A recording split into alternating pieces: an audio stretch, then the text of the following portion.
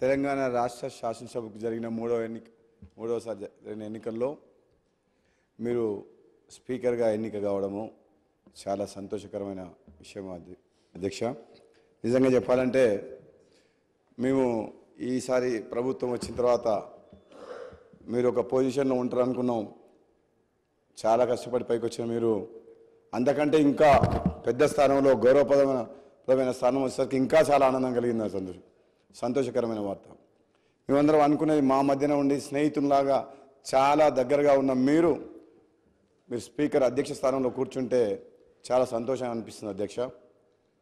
ప్రతిపక్ష సభ్యులు అందరూ కూడా మాట్లాడినప్పుడు వాళ్ళకి సమయం ఇవ్వాలని కోరుతున్నప్పుడు గత శాసనసభలో నేను కూడా 3.5 సంవత్సరాలు పనిచేసిన అధ్యక్ష. అప్పుడు సభ్యుల సంఖ్య ప్రమాణంగా తీసుకొని నిమిషానికి లెక్క పెట్టుకుంటూ మాటకు అడుగడుగున మాకు అడ్డంకులు ఉండేది అధ్యక్ష. కానీ అలా చేయమని నేను ఇప్పుడు చెప్పట్లేదు అధ్యక్ష.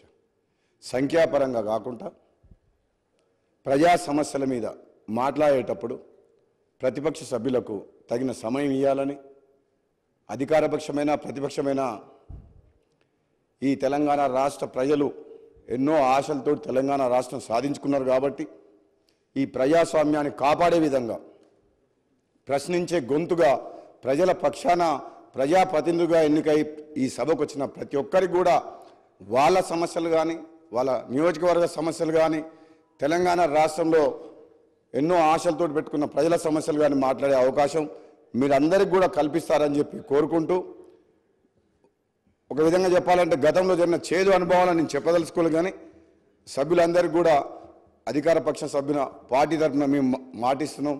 మీరు ఏది మాట్లాడినా ఎప్పుడు మాట్లాడినా మన స్పీకర్ గారి ఆధ్వర్యంలో ఈ సభ సజావుగా సాగేందుకు మా అందరి సహకారం కూడా ఉంటుందని తెలియజేస్తూ మీకు మరొకసారి శుభాకాంక్ష తెలియజేస్తూ దిగ్విజయంగా 5 ఏళ్ల పాటు ఈ పదవిలో ఈ రాష్ట్ర సమస్యల మీద అందరికీ మాట్లాడే అవకాశం ఇస్తారని చెప్పి తెలియజేస్తూ సెలవు తీసుకున్న అధ్యక్ష. Thank you.